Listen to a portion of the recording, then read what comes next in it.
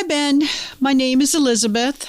I fell deeply in love with a man in college and we married. But surprise, he wasn't who he presented himself to be. I kept all the chaos, antics, and abuse to myself. Now that my parents have passed, I feel free to share my secret. I was married to a criminal narcissist for 7 years. Today, The Secret Room presents The Pomegranate Man.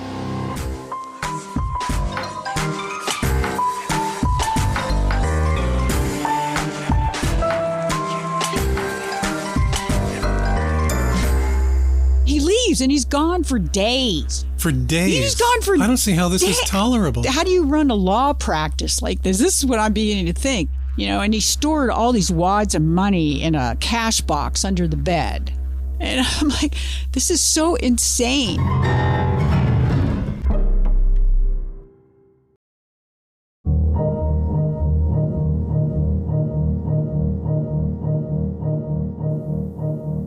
I'm Ben Ham. Let me take you back to the fall of 1975, when college campuses across America were buzzing with the promise of new beginnings, leading into the nation's bicentennial.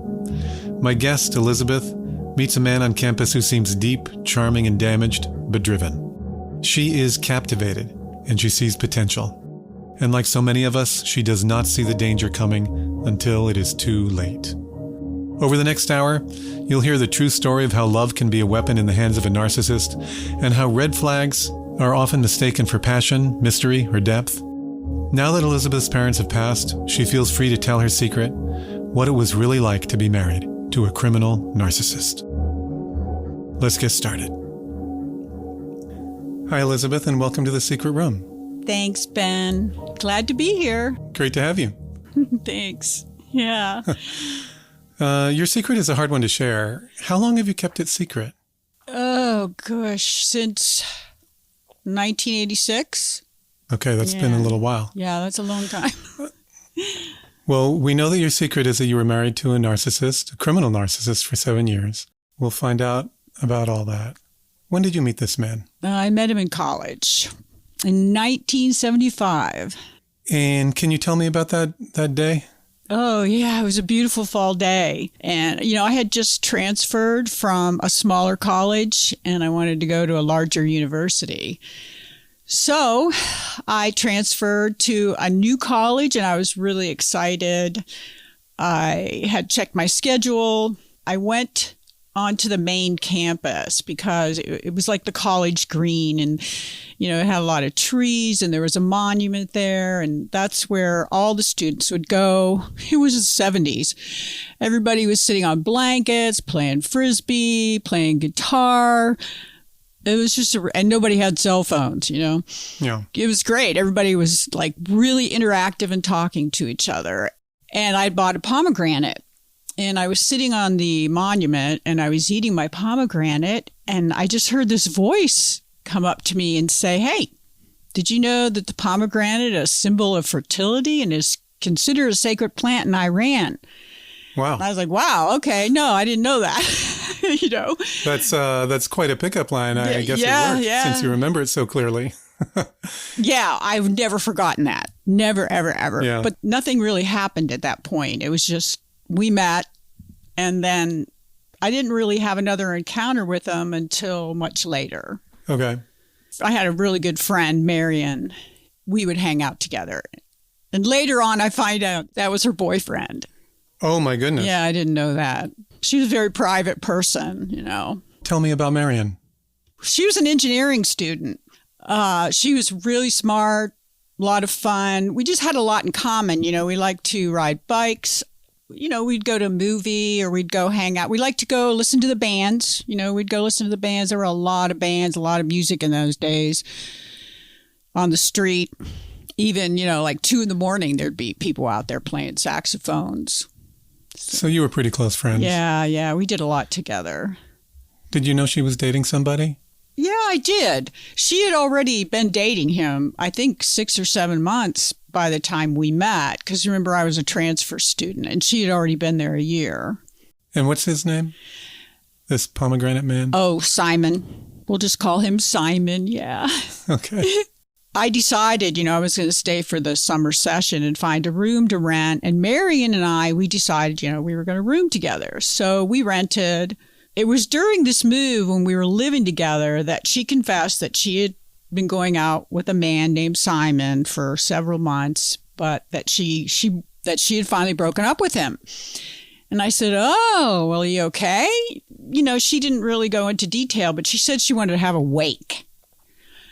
Wow. And that sounds great. I know. It's like I'm Irish background, so I'm like, awake. Okay. It's like a funeral, a happy funeral, And you didn't put two and two together that Simon could have been the same guy? No, I did not. So the plan was set in motion, and yeah. One of the things that was really fun back then, too, a lot of people were living on farms. I went to a rural school, small town, but it was a big college, a big university. Mm-hmm. A lot of people lived on farms. That's pretty much where all the parties would be. They would be camping out parties all weekend. You'd take your camping gear and there would be beer and all kinds of alcohol there and drugs. And it was the 70s, So we made this huge bonfire. And we passed out styrofoam cups to everybody. And then she ran around and poured wine. And then she stood on like this big box. And she held another little box in her hand. And I what was in there were a bunch of letters, I think. And she just, with gusto, she shouted, "Yeah, oh, my beloved friends, I'm disposing of these lies by fire, ashes to ashes, dust to dust," and just like threw it in the fire. We all said cheers. Yeah. And then tossed our cups into the fire. So I really admired her action for that because I never was very good at getting over love affairs, myself. Well, it must have been quite the breakup. Did she confide in you about what was wrong with their relationship? She really didn't want to talk about it much. She said it wasn't who he thought it wasn't who she thought it was. And, she just wanted to move on. Okay. And I was like, okay. All right. So the party passed without any further events? No. So, okay. By then it was like late August. Mm-hmm. We had traveled all over Pennsylvania, going to bicentennial events. And then it's fall. We go back and we have to check our schedules, and get back in the mindset of school. Marion says, we have a party at Hastings Farms. And that was like one of the places that we would go a lot because there were horses there and it's like really good camping area. There's a little lake there. So we get to the party and it was really fun. We were dancing and singing, people are playing the guitar and we're all around the campfire. And some young man sits down next to me and he says, "Hey, I know you. We met while you were reading the Pomegranate, remember?" Oh my God, it was Simon. And it was Simon. And I was like, oh my God, Wow. Did Marion know he was there? No, she didn't know he was there. She was off with somebody else and those other two people that came with us. I don't remember who they were, but by then I was a little drunk, I'm being honest. Yeah. I was like 19 years fine. old, You're allowed to be drunk. Yeah. So we just like chatted, drank some more beer, got more drunk. Eventually, I just remember passing out my sleeping bag. But when I woke up in the morning, he was like sleeping outside my tent in a sleeping bag. Huh. Okay. So nothing happened. No, that night, though, nothing really happened that night. But he was there. But he was there, How'd you feel about that? A little surprised. Oh, God. Yeah, I was really surprised. And honestly, Ben, I didn't think a whole lot about it by then because I'm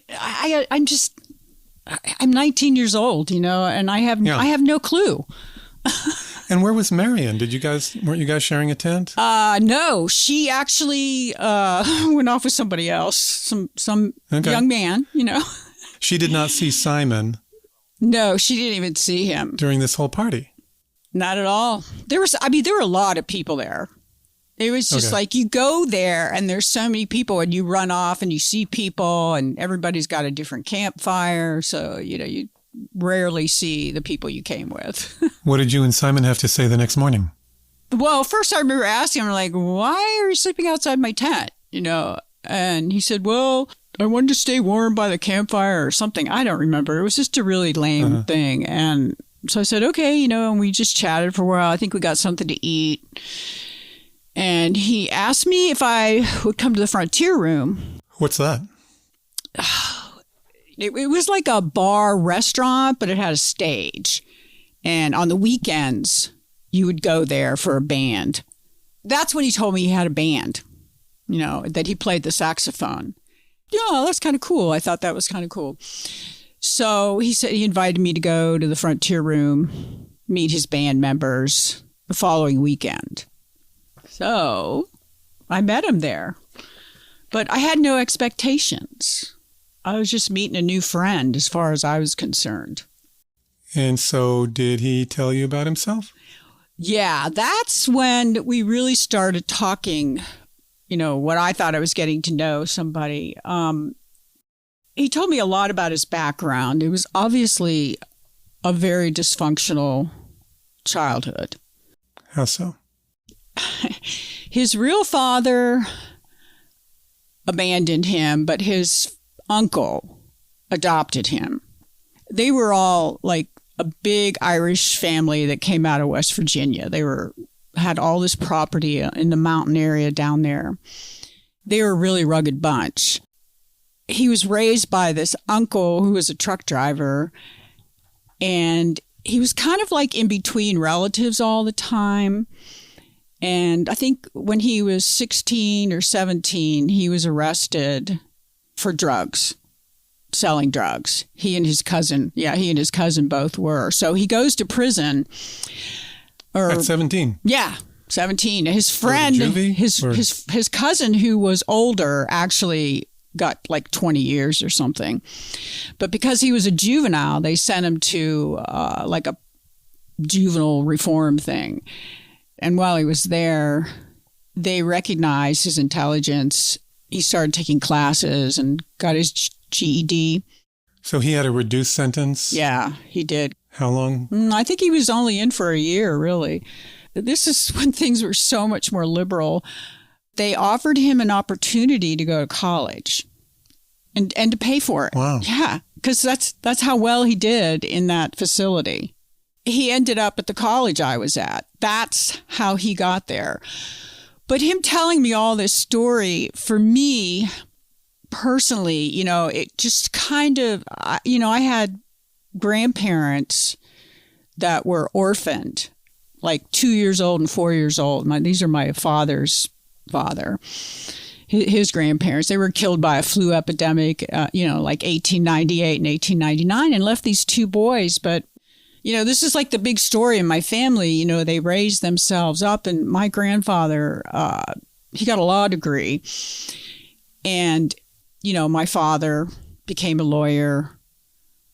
And then my brother's a lawyer. My daughter's a lawyer. So it's just sort of like, it was just like this rags to riches kind of story, a true American story where you can lift yourself out of poverty. So you were kind of impressed. I was so impressed with all that. Yeah, that he'd overcome all this adversity and Yes. was going to college and making himself. Yeah, thank you for making that connection because I was going on there. Yeah. He was transforming himself into a contributing member of society. And I thought, God, people can change. So I admired that about him. And then the fact that, he taught himself how to play the saxophone. And the biggest thing of all was he was really, really intelligent. I mean, I've always really been attracted to smart people. I really like that. But his intelligence was way above normal. I mean, like he had like a photographic memory. Wow. Yeah, it was amazing. Like he could read something, then he could like give it back to you almost verbatim. He had just all these qualities that I found really attractive. I guess there's probably a date in your future. Yes. So we set up for a date. Yeah. Yeah. By this time, I hadn't really told Marion yet, because I had no expectations. But I still had not made the connection yet, because he came when she wasn't around. But did you mention his name to her? Like, hey, I'm seeing this guy, Simon? Elizabeth is ready for her date with Simon, but is she ready for how he would impact the rest of her life? I don't think so. We'll be right back.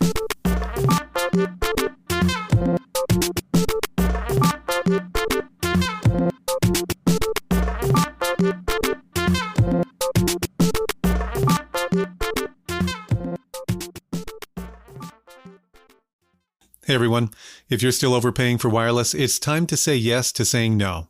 At Mint Mobile, their favorite word is no. No contracts, no monthly bills, no overages, and no hidden fees. So say yes now. Yes to high-speed data and unlimited talk and text. And say yes to savings. Premium wireless plans at Mint Mobile start at just $15 a month. I want to thank Mint Mobile for supporting The Secret Room. Make the switch at mintmobile.com/secret. You can bring your own phone and number with you, no problem. And your new service will be delivered on the nation's largest 5G network. I get high-quality service on Mint, just the same as the big carrier I've had for years. My only question is, why didn't I think of this sooner? Stop overspending with big wireless and cut your wireless bill to $15 a month when you switch. Are you ready to say yes to saying no? Make the switch at mintmobile.com/secret. That's mintmobile.com/secret. Upfront payment of $45 is required. That's equivalent to $15 a month. Limited time new customer offer for first 3 months only. Speeds may slow above 35 gigabytes on the unlimited plan. Taxes and fees are extra. See Mint Mobile for details. Take advantage of this Secret Room offer. mintmobile.com/secret. Check the show notes.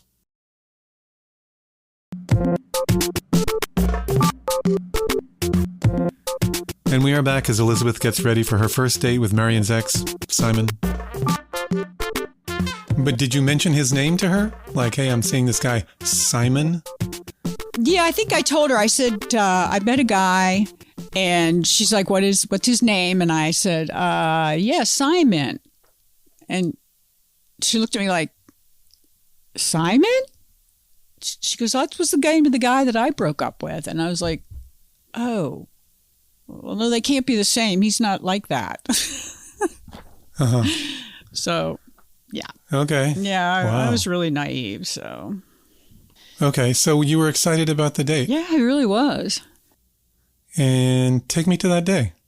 So I had a car, and we arranged to meet in the student parking lot, and we would drive them there. So he took me to the only restaurant in town that had a formal dining room.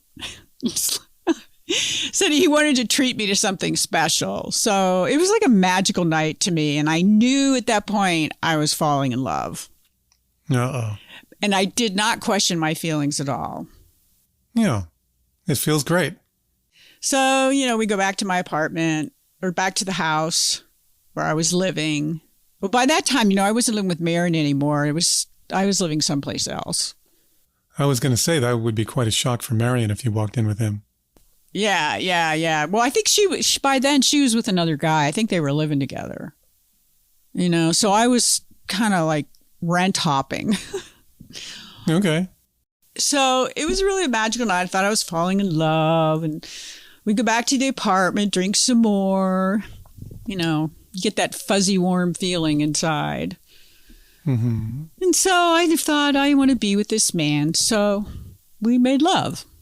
Okay. And I thought it was absolutely wonderful, and I'm thinking, oh my gosh, he's overcome all these bad things, and he wants to go to law school, and, he had dreams, he had goals, and I did too. Yeah, that's very attractive. It is. It's so attractive to me, a guy with a goal, That's what I always tell my children when they were young, you've got to have a partner with goals.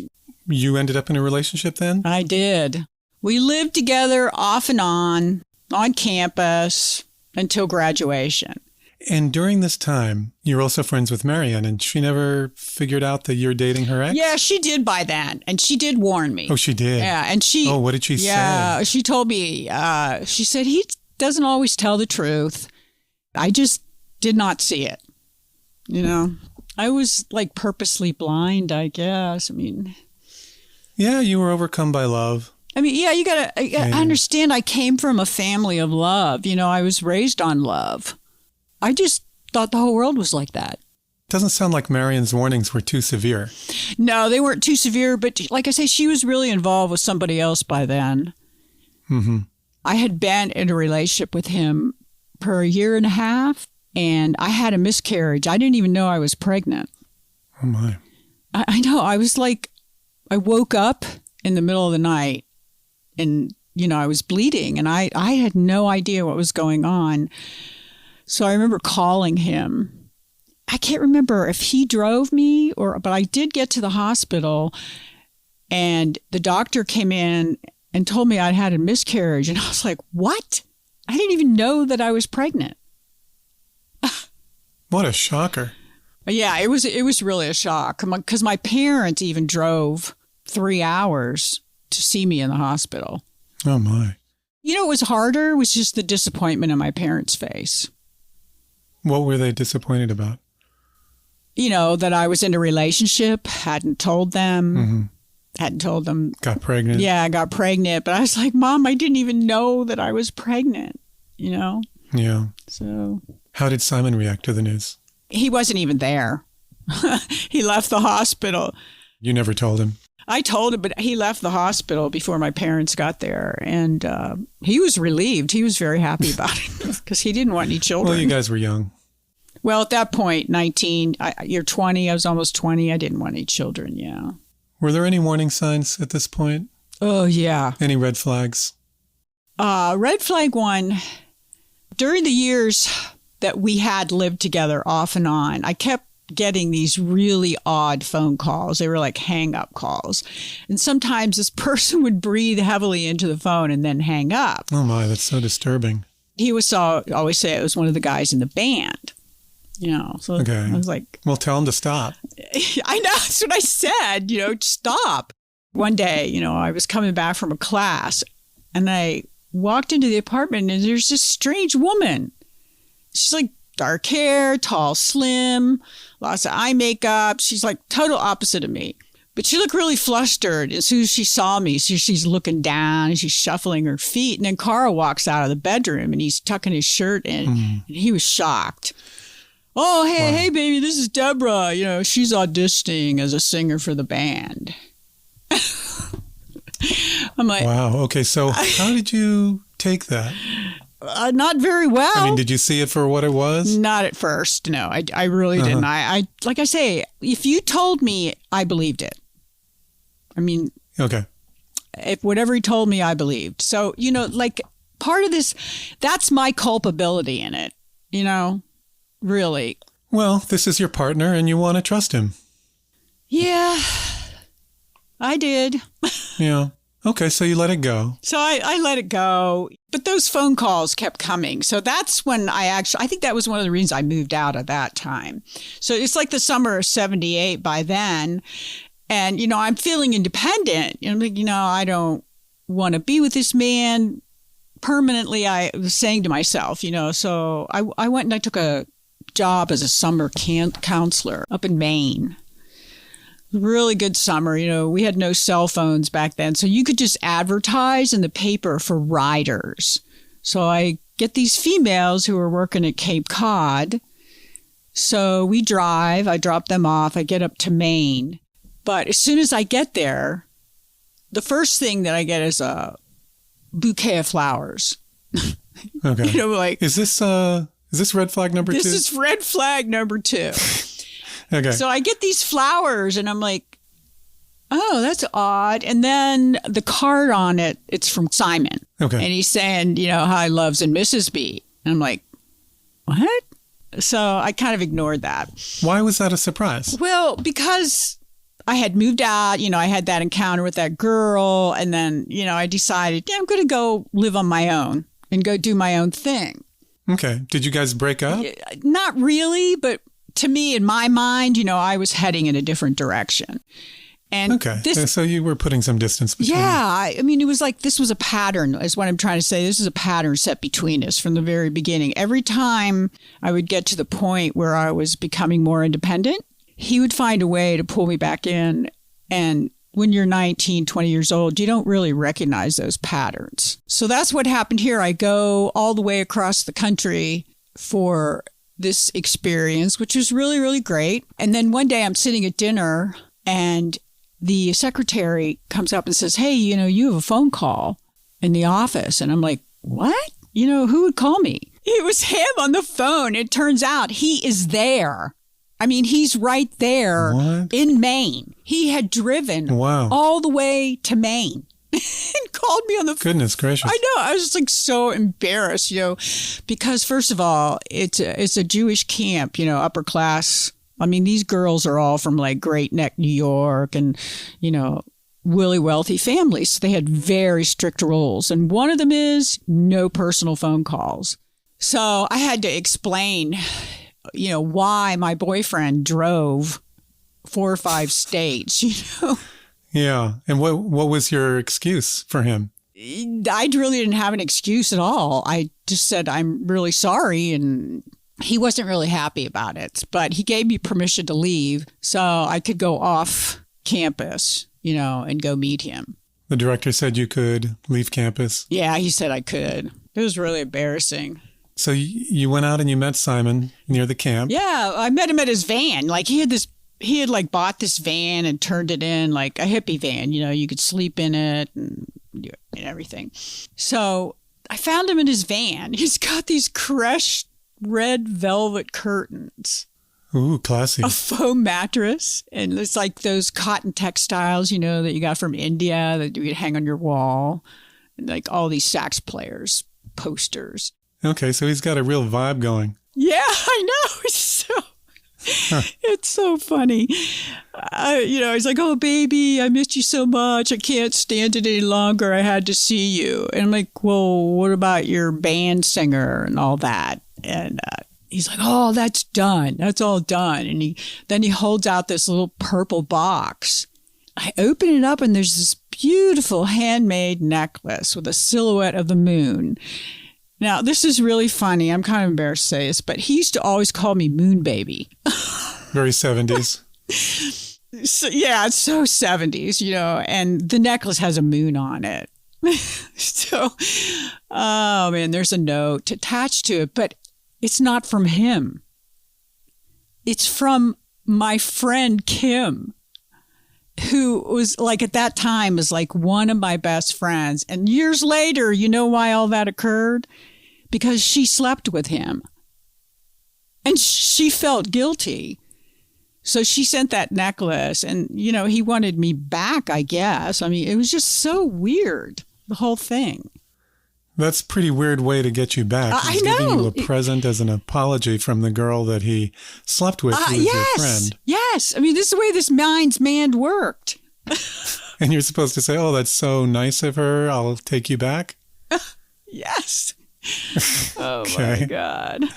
Yes. I mean, you see why I never told anybody this story, right? That's a little embarrassing. It really is. That's a red flag for sure. I mean, I can laugh about it now, but it was very hard going through it at the time. How did you take that overture? Were you like, oh, baby, I miss you too. Let's get back together? Oh, we just had mad, passionate sex. Of course. Of course. Okay. So I'm thinking, oh, everything's good, So he goes back. I go back. How much more time do you have in camp? I was there for at least another month. So when you head back, it's back to your relationship. Yeah, it's back to college. It's like my last year. Do we have any more red flags? Yeah, there was one on graduation.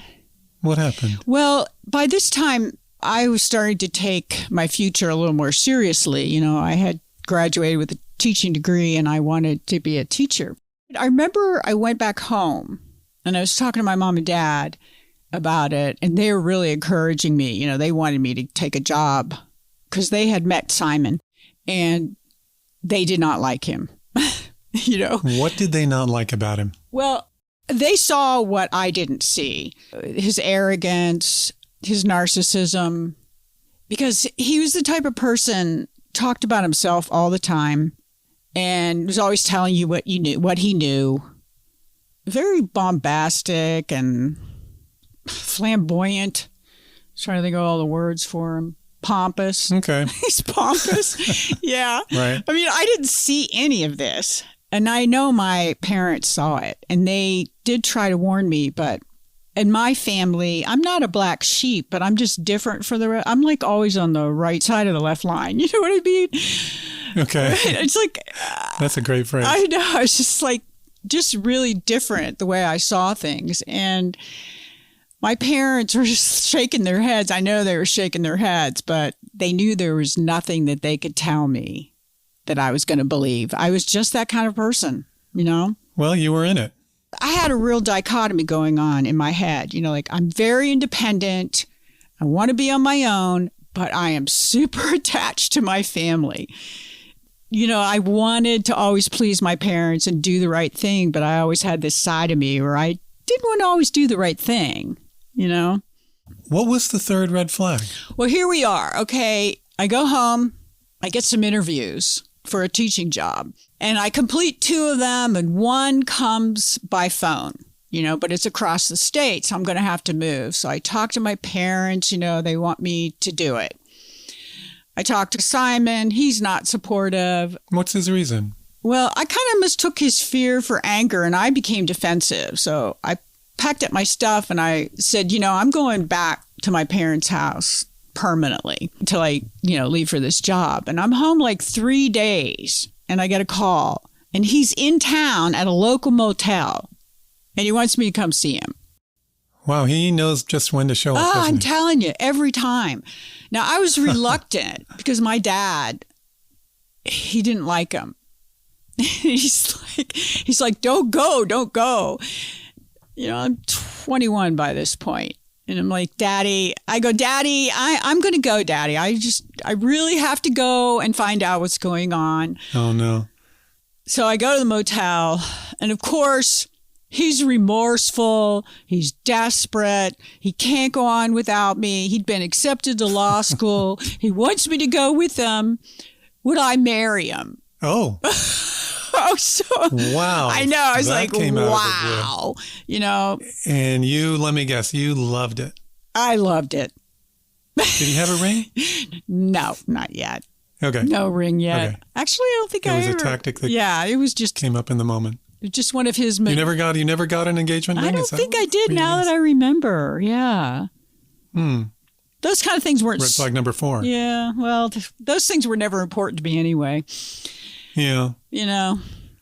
What does this mean now that you're engaged? Okay, so now it means I'm not going to take this job.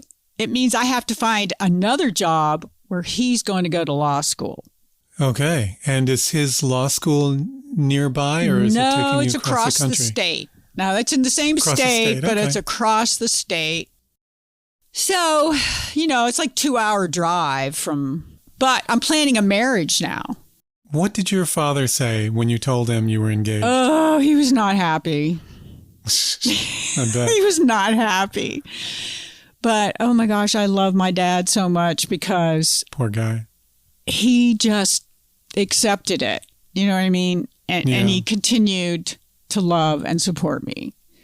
So that's the kind of person he was, you know. Good daddy. Yeah, he was a really good dad.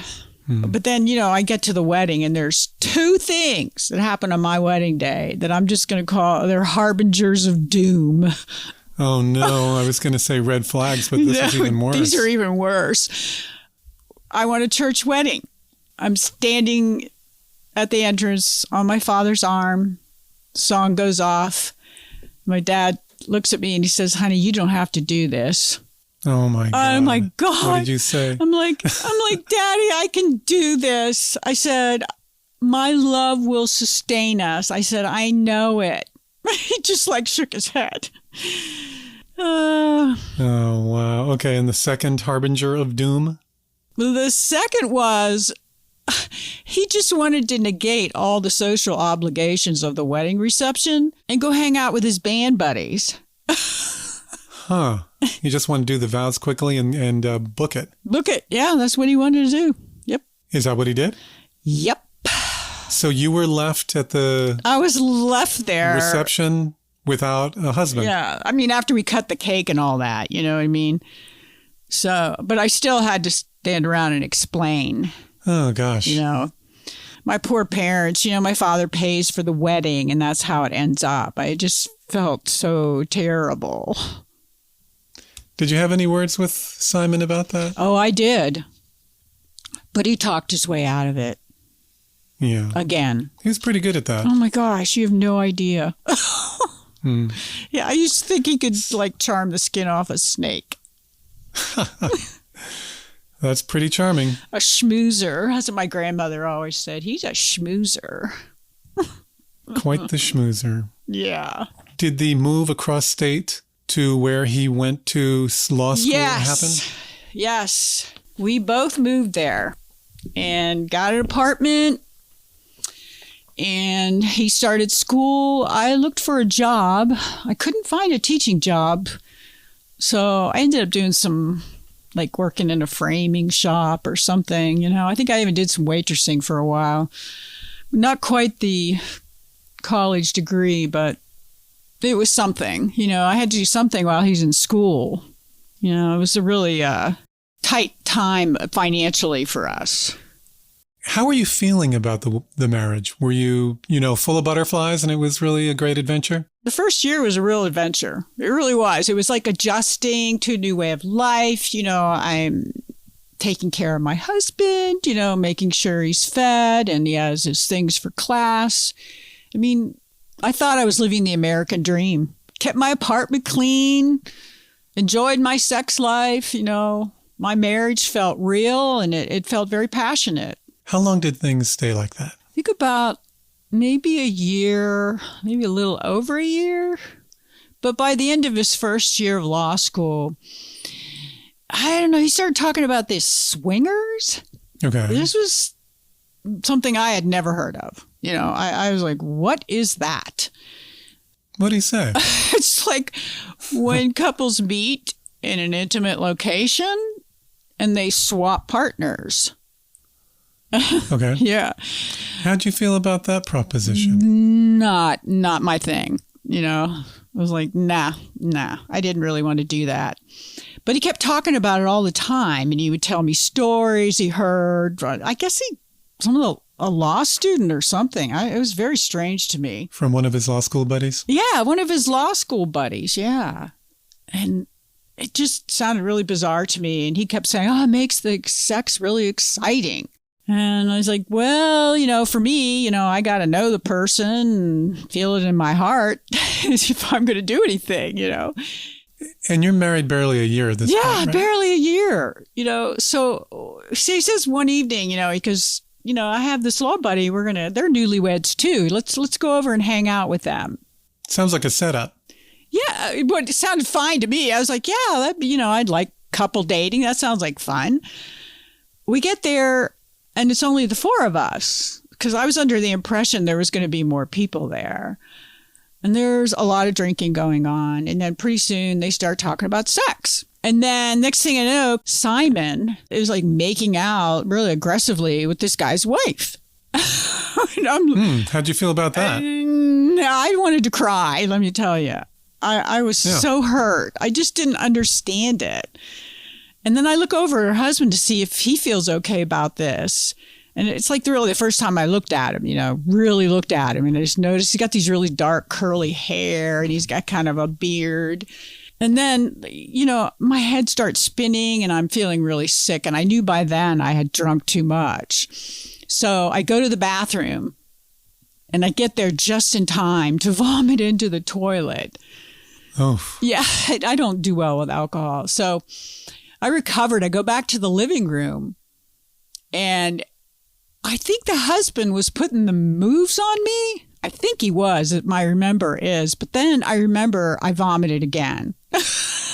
Where? Right on that guy's foot. Oh, my God. I was so humiliated, though. I was just like, oh, my God, I'm so sorry. But by then I was like, the whole mood had changed. I destroyed the whole atmosphere for everybody. Where's Simon and the guy's wife they come out of the point? room. They come out of the room. They had gone into a separate room. They were in there having sex. Wow. So he was like mad at me for all of that. And, I'm like, oh, my God. So, I think a lot of people would say, maybe we ought to reconsider this marriage union. Yeah, absolutely. Yeah. Absolutely. And so what did you say to him about it? Well, I remember I cried a lot, and I told myself I'm never going to do this again. And I said, I don't ever want you to do it again, but if you do it, don't tell me about it. Okay, so you've given him a pass. Yeah, I gave him a pass, And you've given him a pass for the future, too. Yes, I was. So this is my culpability, okay? Yeah. I mean, I can't totally blame this all on him.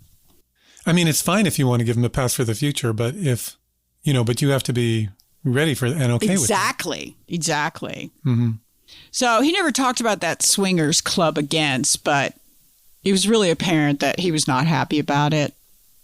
So that's when I started to try extra hard to please him, but nothing I did.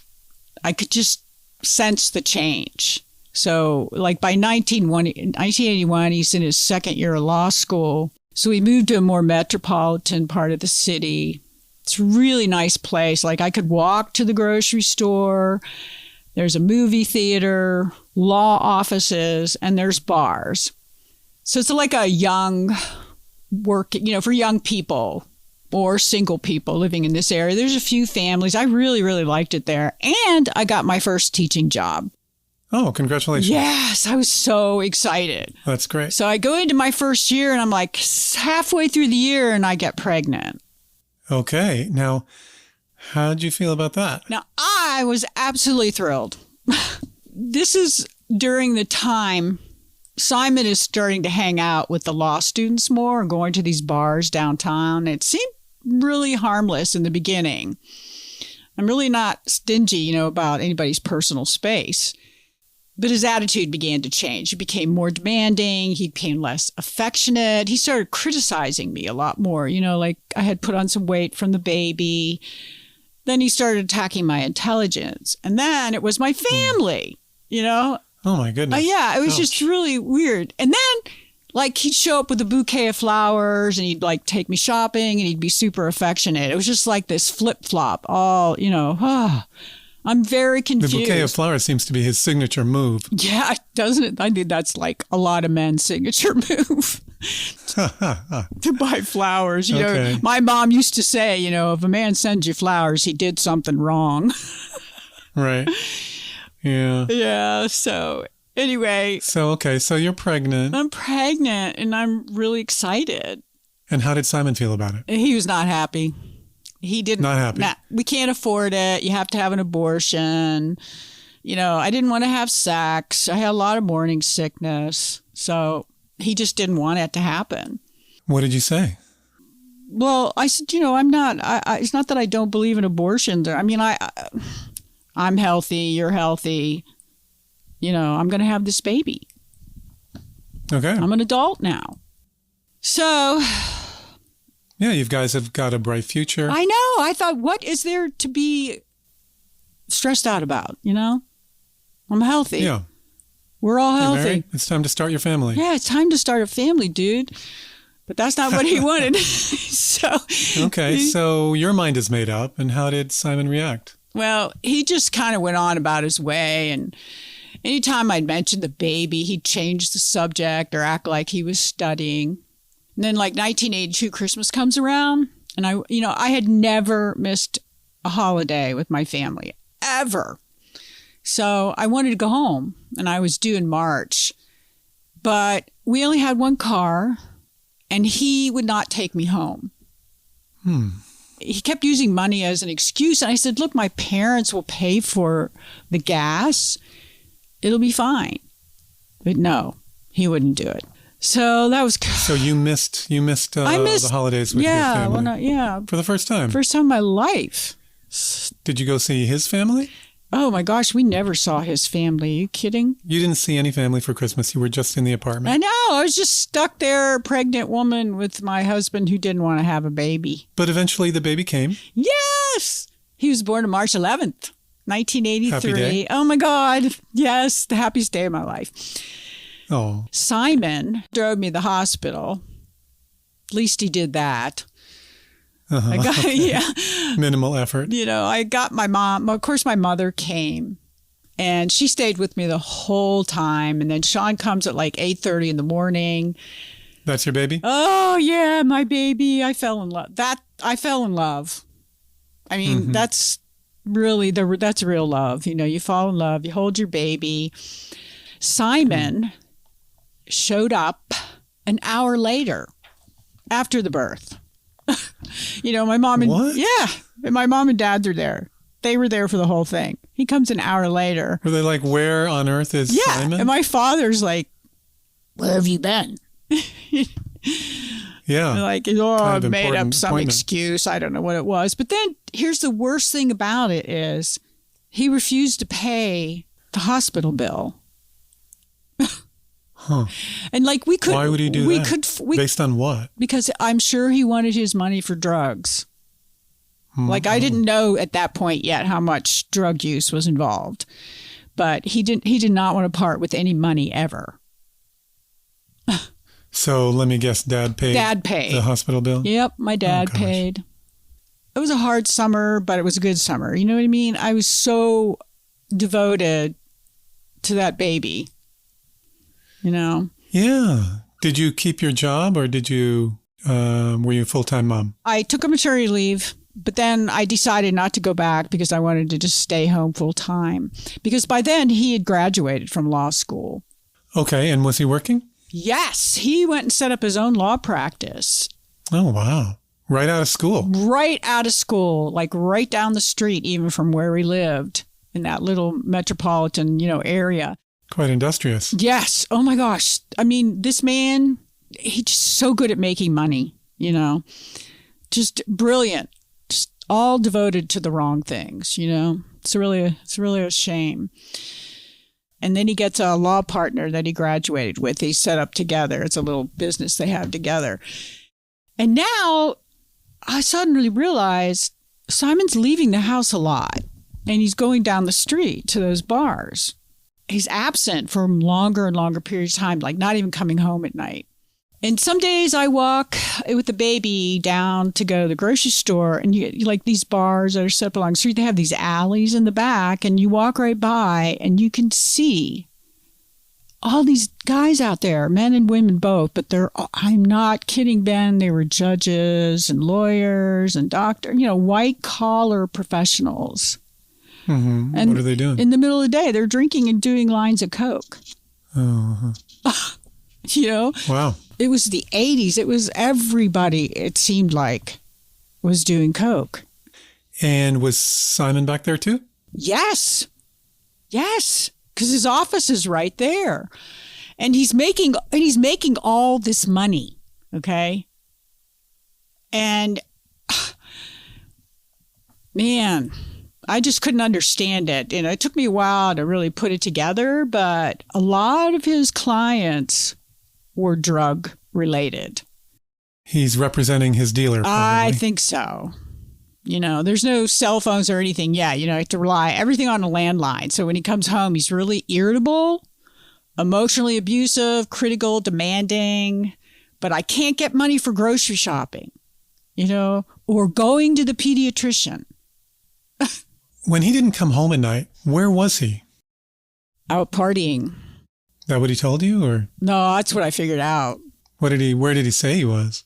Living in that small area, there was like a restaurant. And if you just go into that restaurant, everybody knows everybody and everybody's talking and you just have to listen and you can hear what's going on. And a lot of people would just come and tell me, hey, I saw your husband doing this or doing that. I'm pretty sure there were women involved, but I didn't really see it yet. It's just like the 80s was, that was the era of cocaine. It was crazy. Did you use also? Oh, no, not really. I think I tried it 1 or 2 times, but I'm ADHD, so I don't need anything that makes me hyper like that. I'm already hyper. You don't need anything to enhance that. You've got it already. I've already got it. So, it's never been my drug of choice, ever. And how was his parenting during this time? There was no parenting, Ben. I was doing all the parenting, Yeah. The point where I knew I had to get out was he moved us out to this little apartment building way far away from the area that I loved. Okay. And I think he did that because he wanted me away from that area, where he was practicing law and all that partying was going on. So I wouldn't see. So he moves us way, way out, and there's only one car, and he's taking it every day. So I'm there with my baby, who is like 13 months by now. And, we're alone a lot. And one day, the baby was walking around on the floor, crawling around, and he put something in his mouth and he started choking. Oh, my gosh. Oh, I know. I was so panicked. I can't really do Heimlich on a little toddler like that. So he was like turning blue. I finally just put my finger down his throat and pulled out. He had a piece of metal stuck in there. So I was like, oh, terrifying. It was terrifying. And so that's when I called my brother, and he came and got us and took us back to his house. Now, my brother was married and had a daughter that was about the same age as my son. So I ended up staying with their family for probably 8 months. So why was that a wake-up call? I mean, that's a terrible event to have happened. Anything to do with Simon? Because I was left all alone. I had no car. I see. I'm stuck way out in the middle of nowhere. I just didn't want to be there anymore. I didn't feel safe. I didn't feel protected. So you were isolated and you didn't have access to any emergency services? No. Something terrible happened, like your kid swallowing a piece of metal. Yeah. You just have to think about things like that when you have a child, So did you tell your brother about the entire universe of Simon? No, I didn't. He knew we were struggling, but he just welcomed me with open arms, and said, you're safe here. Yeah. You be here. And he said, we'll figure it out. And was this back in your hometown? Yeah. Went back. So you were quite far away from Simon. I was at 2 hours away from him. Okay, how'd that feel? It was a good experience because that's when I really started working in health clubs, teaching aerobics. I did that for probably 13 years, to supplement a lot of my income because I had to start working. So what was the advice you got from your brother and well, of course, your parents? My dad's like, screw him, get away. But my brother, he's a minister. He's like, well, we got to try to work it out. After 6 months, he finally contacts me. You didn't talk to Simon for 6 months? Yes. Yeah. I mean, you must have felt like it was over. Yes. So I was starting to think like that. Had you thought about filing for divorce during that time? No, not yet. I don't think I was emotionally or mentally ready for that. I was so focused on being a mom. I wanted to be a good mom. And, I wanted my marriage to work. Yeah, of course. It's supposed to work, I was just sort of at a standstill until he contacted me. And then he started it again. He begged to come see me. So he sent you flowers? No, he didn't do that yet. Oh, okay. No flowers yet. Good question. Let me guess. He just shows up. Okay. So he shows up. My brother and his wife and his daughter, they had gone somewhere, I think, for the weekend. So that was the weekend I told him to come down. So he came. We talked.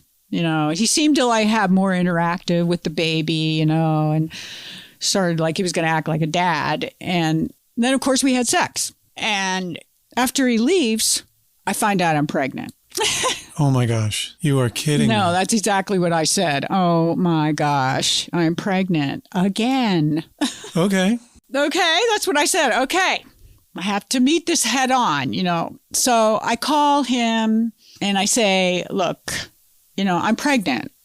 And when you were here, you acted like, you wanted to get back together and you were going to make some changes. Are you willing to do that?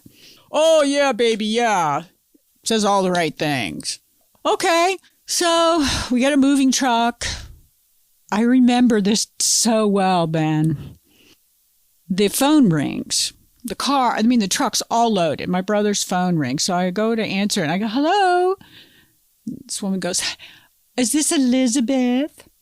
I said, yes. She says, well, this is blank, blank. And I just had an abortion. I'm like, okay. Simon's baby. I'm like, what? Oh, wow. I know. I was like, oh my God, is this... So I hang up the phone, and I go out and I confront him on this. And he's like, oh, baby, I'm telling you, it's all over. It's all over. I don't want to be with that. Yeah, I should have told you. So like an idiot, I go back on his word. Now, here I am thinking all the way back to that box of letters. Yeah, ashes to ashes. Marion burned, And I'm like, yeah, I am such an idiot. You have put up with a lot. I know. And so you moved back despite this very well-timed call that could have stopped you just in the nick of time. It could have just stopped me in the nick of time. Well, how was life back together? Okay, so now here's where the chaos really starts. Okay? Oh, boy.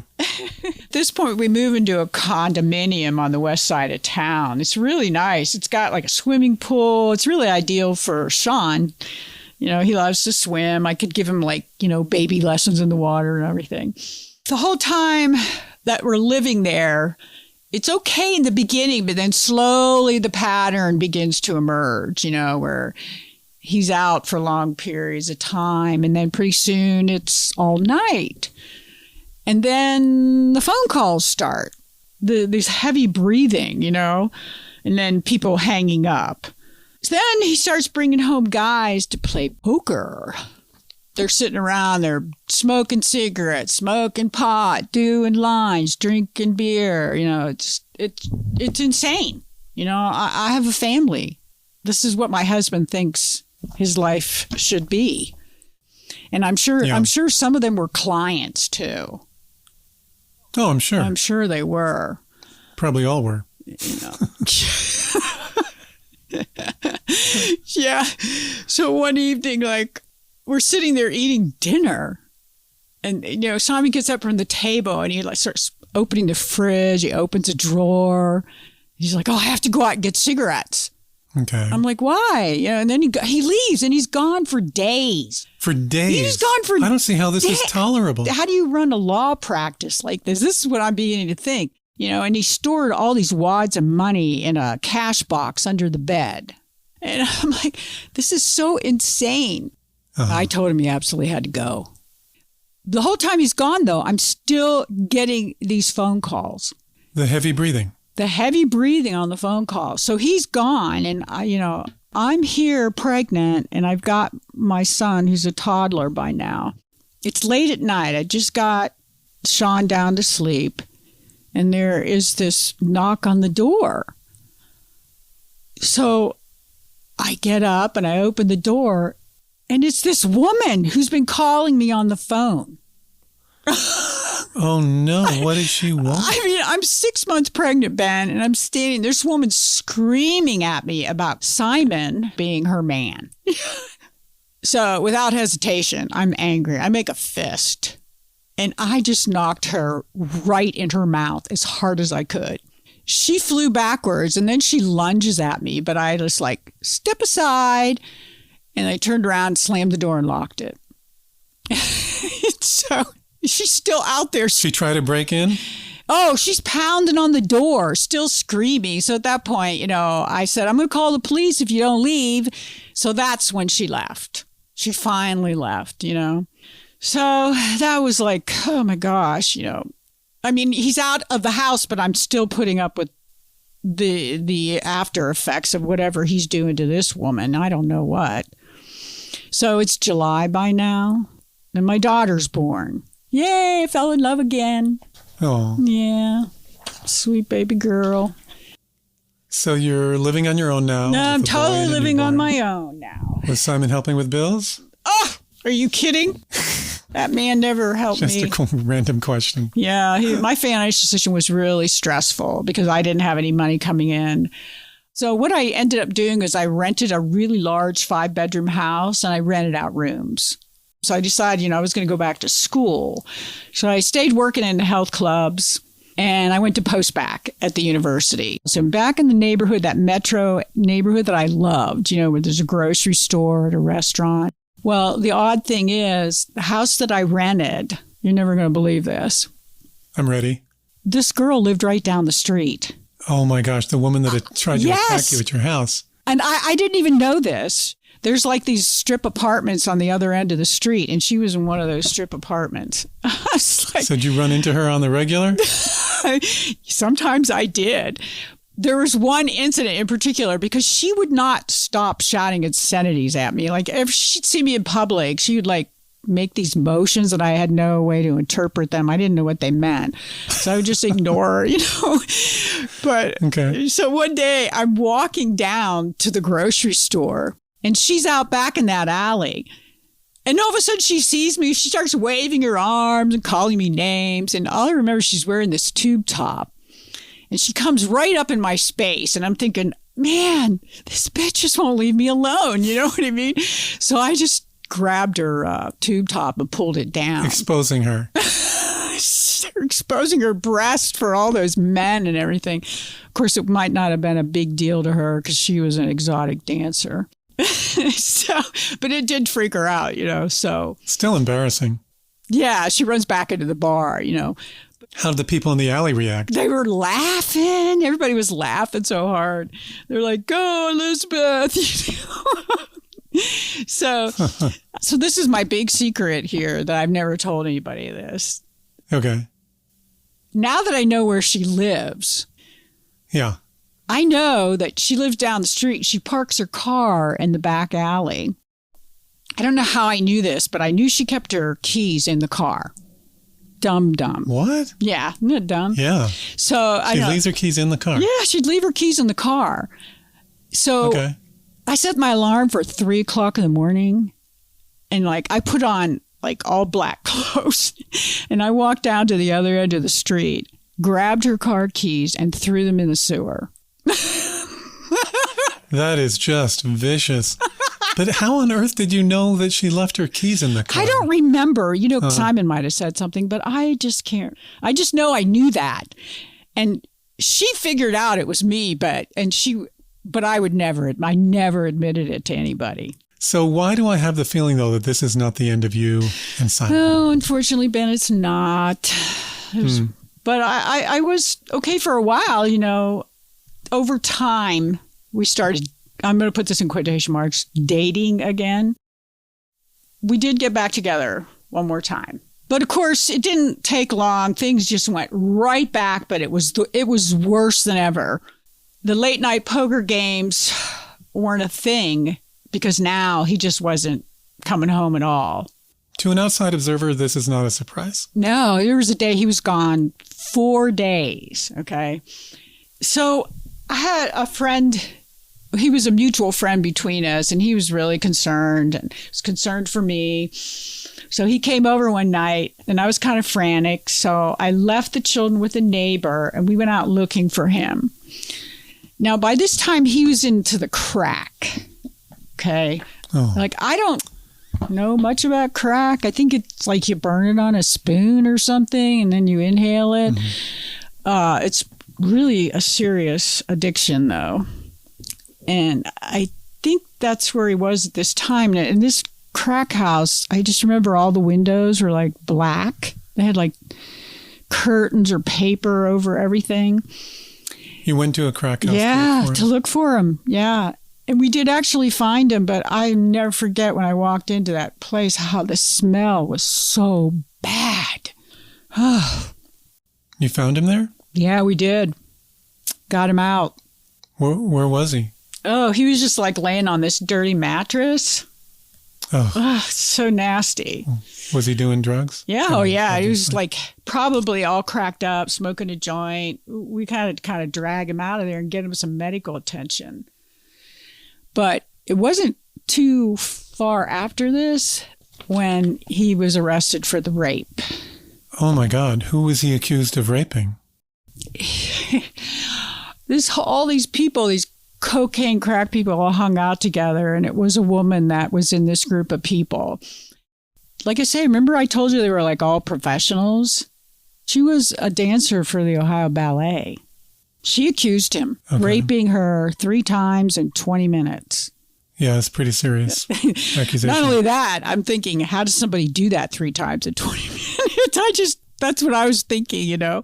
Simon was found not guilty. Are you reconsidering your union again? Oh, yeah, at this point? yeah. Okay. Yeah.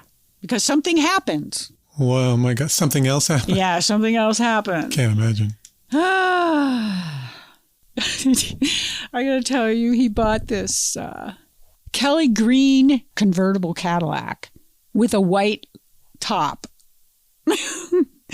I mean, it's like mafia gangster car. It's making a statement. I know, it's Kelly green, for God's sakes. You know, I was like embarrassed even being in that car. And he would drive it around and, you know, be bragging all the time. And right after the rape trial, we weren't living together. His drug addiction was really bad by then, so I didn't want him in the house and around the children. So it was Christmas, like 1985, I think.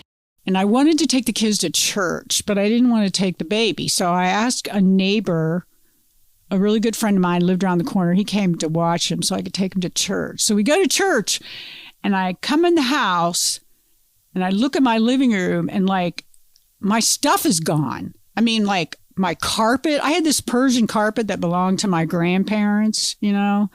I mean, it was a real deal. That was gone. I had these cherry end tables were gone. My album collection was gone. I mean, all this stuff. And it turns out that as soon as I left, Simon went into the house. And I'm like, I asked my friend, I'm like, Jay, why didn't you stop him?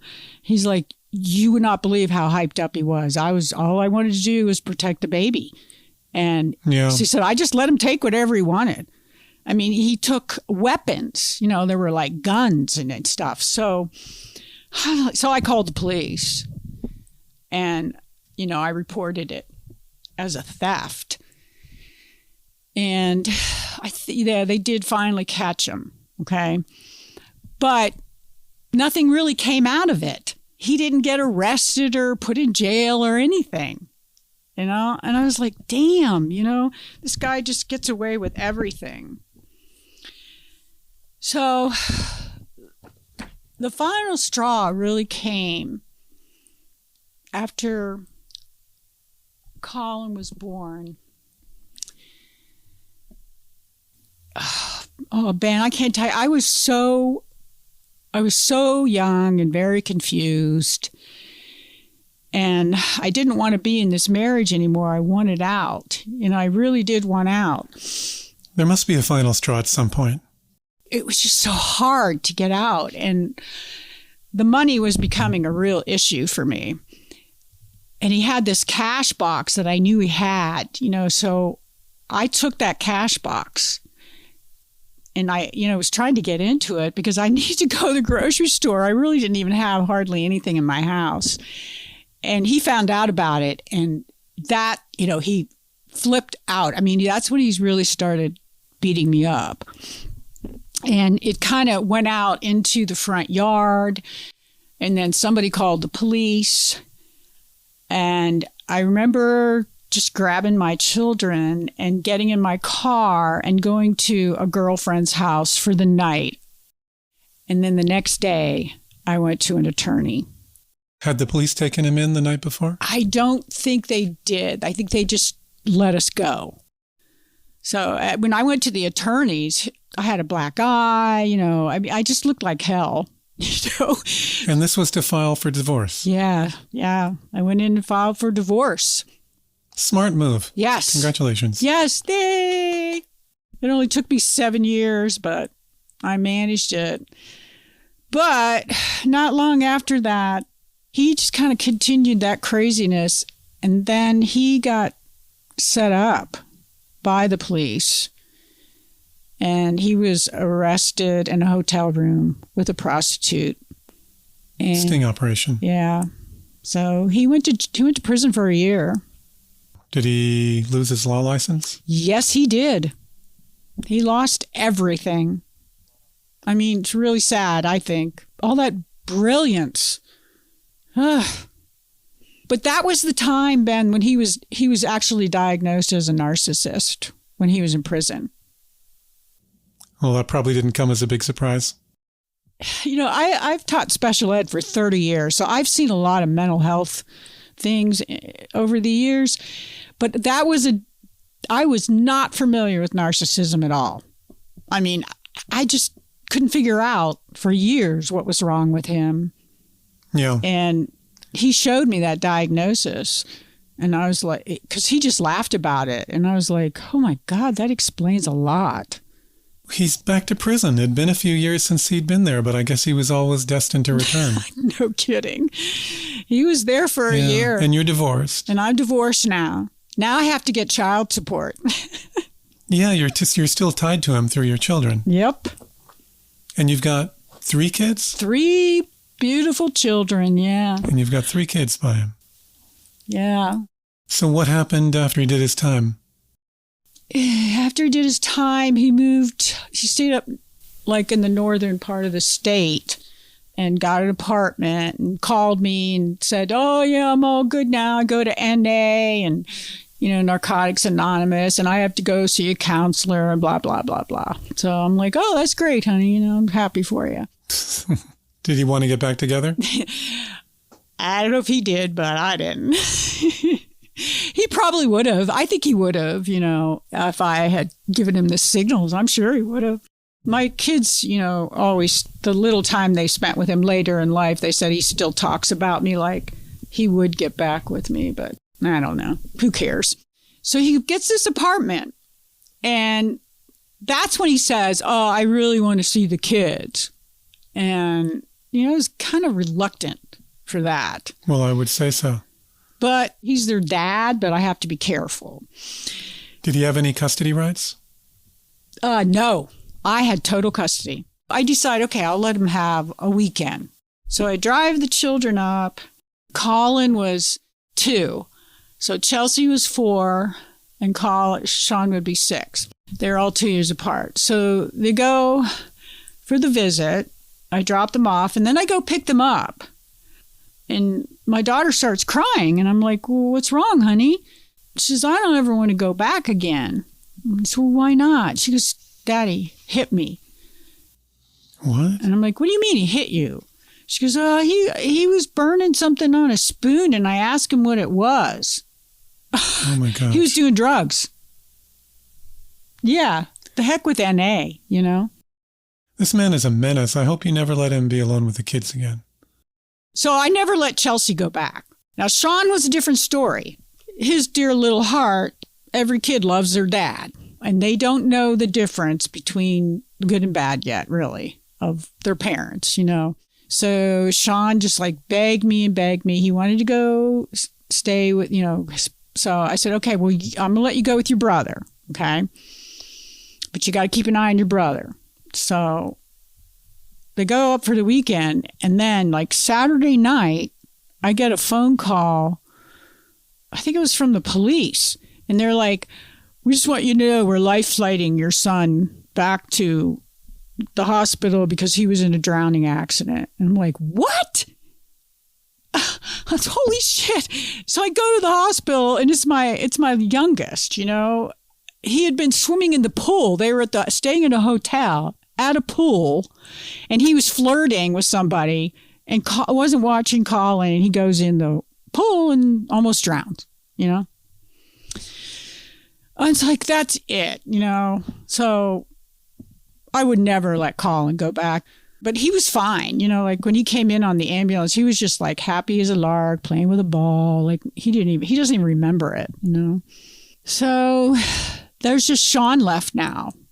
And he's always the one that had contact with his dad.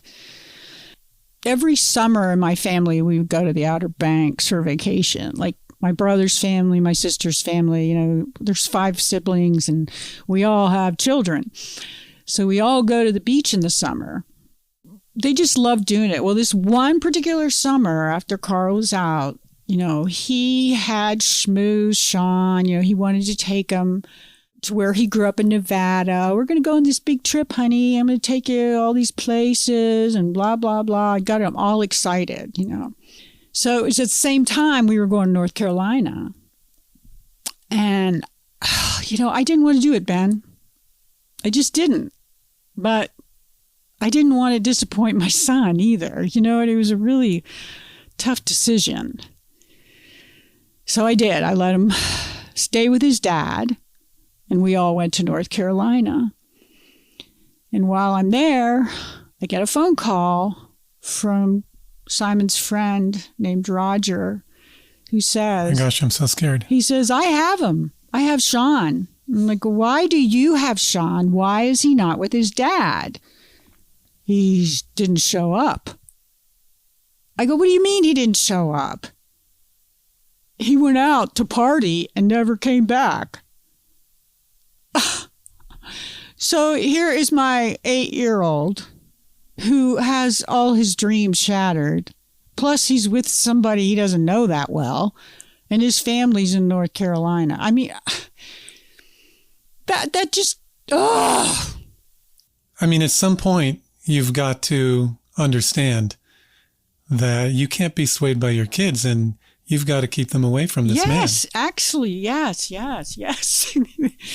I had to have all these horrible things happen for me to unwind my heart around this man. You know, he just really got under my skin. I should say so. I mean, they're talking about red flags. Yeah. There have been, I mean, this whole story is littered with red flags. It really is. It's like why I didn't really want people to know this. But I'm giving it to the universe, so it'll go away now. But, you know, the final straw really was when I allowed Sean to go. He wanted to go live with his dad and go to school. So you let him go back? Yeah, I let him go back. Again. It was good. It was okay for a while, but he stopped calling. And I drove up there. I told my boss, you know, I have to go see what's going on with my son, because I called the school where he was going, and they said, oh, he hadn't been in school for a week. And I said, well, he hadn't been to school for a week? For 1 week. Well, you must have been terrified. What did I tell you? So I get up there. Okay. I'm knocking on the door. Nobody's answering. So I go around to the back where the patio is. It's a big glass door. And I look in, and there's Sean playing video games. Okay, so like, thank goodness he's okay. Yeah, he's okay. It's 11 o'clock in the morning, okay? He should be in school. So I knock, he lets me in. I go, honey, why aren't you in school? He goes, well, Dad's sick. I said, but you're not sick. I said, where is he? Oh, he's back there sleeping. So I get back there. And as soon as I walk in the room, there's that smell. And I knew right away. I just like touched him to go, you know, hey, wake up. And he like jumped out of that bed. I mean, he just started beating me right in front of the kid. But he kept trying to get, my God. Yeah, and he kept trying to get my keys, you know. I throw the keys. Somebody calls the police, finally. So the police come. They would not let me take Sean because I didn't have my custody papers. So I had to drive the hour back, get my papers, drive the hour back, go to the police station. Then we go back to the apartment. He's not there. Only Sean's there by himself. Where did Simon go?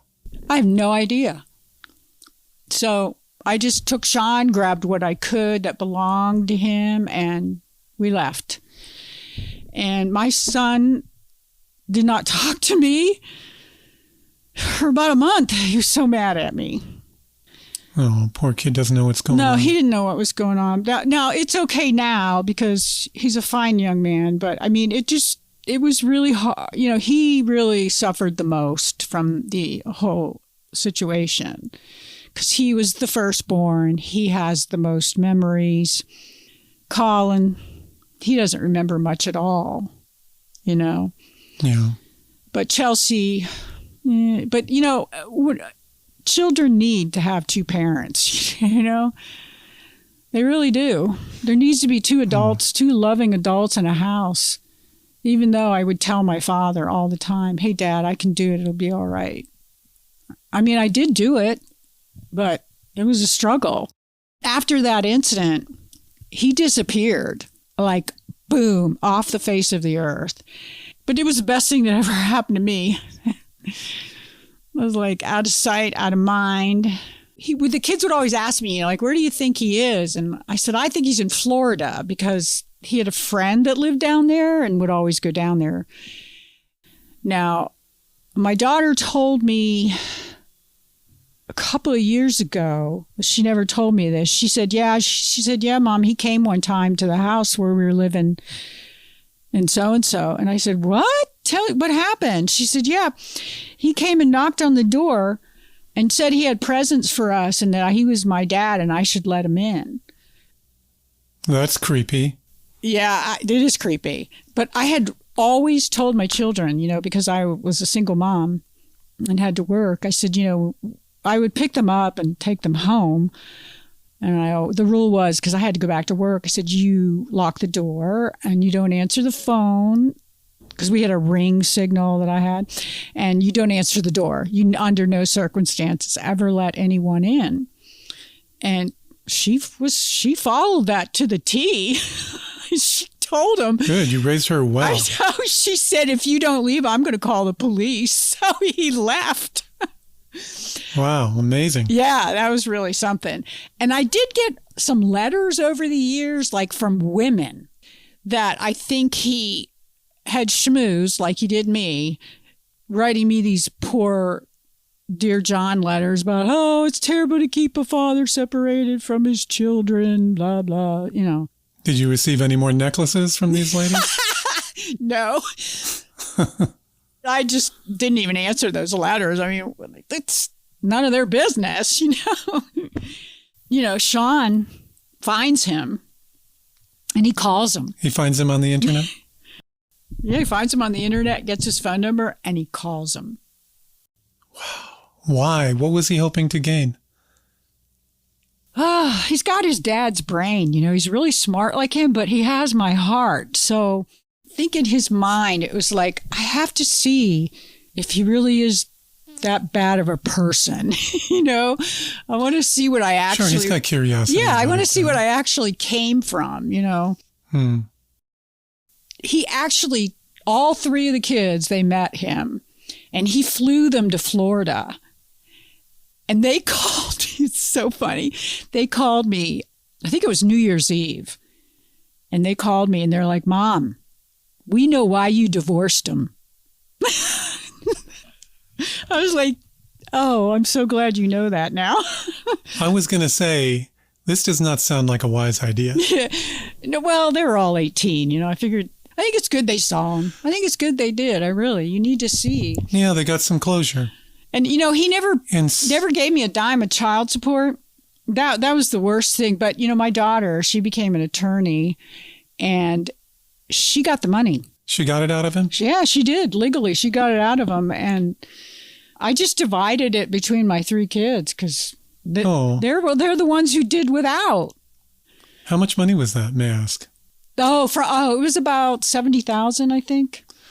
Well, good for your kid. Yeah. They're amazing. So your parents, they never knew how bad it was? No, I would never tell my mother. Oh my God, it would just kill her. It would just hurt her. I couldn't do that to her. She knew I was suffering and it was difficult, but they never said, I told you so. They just always embraced me no matter what. You just did not want them to know everything you endured. Ben, it was so shameful to me to be going through that. And it was really hard times, like at family gatherings, because I wanted the American dream, I just wanted a good job, but I also just wanted to be a mom. I wanted to be a mom, and it just didn't work out, and all my siblings got it. And sometimes it was difficult, because they had what I wanted. Or even people, my kids in their classes, and I feel like they all have the American dream. It was hard sometimes. You said at the top of the show you were comfortable telling your secret now. Yeah, I am. Because your parents have passed. Yeah, my daddy just went in March. So. Oh, I'm sorry. Yeah, it was good though. He was 96. Nice long life. He had a good life and, a great marriage. They were just really good people. Does your brother know the full story? He knows more of it, but no, I wouldn't tell him either. His heart couldn't take it. No. Oh. He couldn't take it. No. So looking back, I'm sure there are a number of things that you would have done differently. Oh, I would have never married him.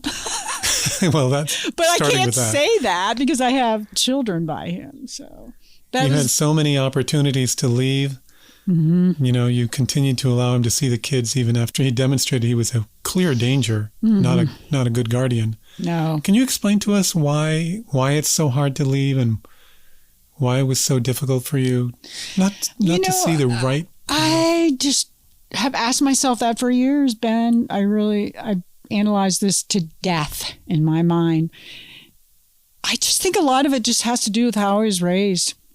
I was totally innocent. I was not prepared for the world. I really wasn't. I was raised in a bubble. You know, I had to get out into the world to really see things how they were. My first teaching job was working for lower income families and driving a van and picking kids up. And I had never seen the conditions the way some of these children lived. It was a shock. So, you know, I thought everybody was living the way I lived. They grew up the way I grew up. When was the last time you saw Marion? Does she know? I don't know. I haven't seen her in years. Not since college. We all went our separate ways. Maybe she'll hear it on Secret Room. Yeah, maybe so. She'll reach out and she'll be like, "I'm so sorry." Yeah, my son will. He was really happy about this because he's been wanting me to throw this stuff away for years. You know, I still have panic attacks sometimes, but it's okay. There's so much to look forward to after you just get rid of that garbage, you know. Why did you want to tell your secret? Well, I think to let people know you can survive trauma. You can be resilient enough. And we all make mistakes. And I just wanted to give it back to the universe. Because I don't want to carry it anymore. I don't want to carry it. It's, you know, it's a point of shame, but it's also a point of strength. I think it's both. You certainly displayed strength sharing your story here. Thanks. I don't know that everybody will have sympathy for me, but that's okay. Yeah, I mean, there are some parts to your story that are just like, why did you do keep that? doing this? Yeah, why did I keep doing this? Because I ask myself that all the time. But I just come from a background where you never give up. Well, you did finally break the ties, and you raised 3 great kids. Mm-hmm. And I'll tell you, he's remarried. I found out from my son. Oh, no. But he married a woman. He went overseas and got a woman from the Philippines that had a 10-year-old daughter and brought her back to the States. And he would like tell Sean, he'd be like, "Oh man, I can't wait. I just really want to have a son." He'd be like, "Dude, you have 2 sons, man." But he had 2 more children with this woman, but they're both girls. Oh, that poor woman. I hope she's okay. Oh, believe me, that woman came from the Philippines. She's no sissy. You know, their lives are hard over there. It's not much opportunity. She's probably biding her time. Well, Elizabeth, thank you so much for sharing your story. Well, thanks, Ben, for listening and helping me let that go. You are very welcome.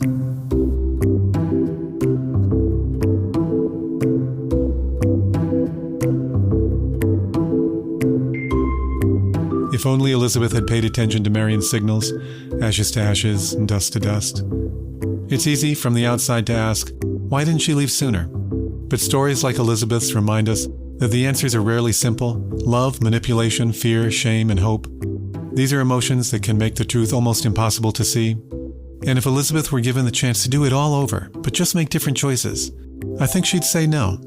Because then she wouldn't have her children, whom she loves and adores beyond measure. Thank you for sharing your secret, Elizabeth. Your truth matters. Do you have any pictures of your kids? Lots of pictures of my children, yeah. Pictures are waiting for you right now on social media. And if you'd like to participate a little more in our community, I invite you to join our Facebook discussion group. It's a lot of fun.